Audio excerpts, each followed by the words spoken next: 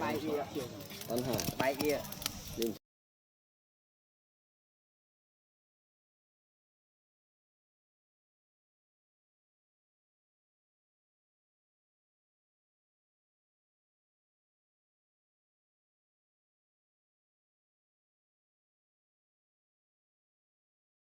Bạch lại. Đây kìa. Qua kìa. Bạch lại chứ. Có bài mất đang rồi. Phân camera.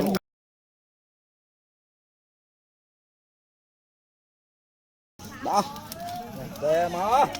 Có cầm thì. Để cầm thì chắc cầm thì. Mà ăn lấy đồng hồ mà. Đồng hồ máu đi ăn nghi bằng. Nào mới cái đau tiền liền.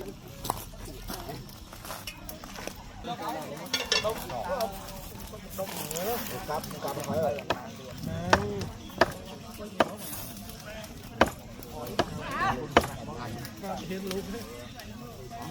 Thấy không?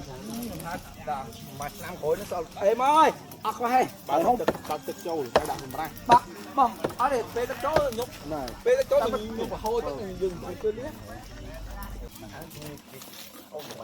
Mình phải cổ.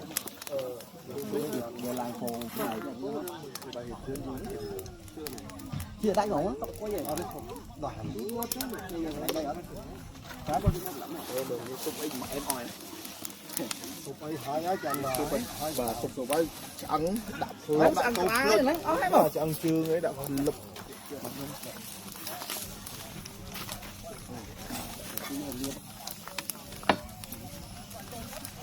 đổi diện.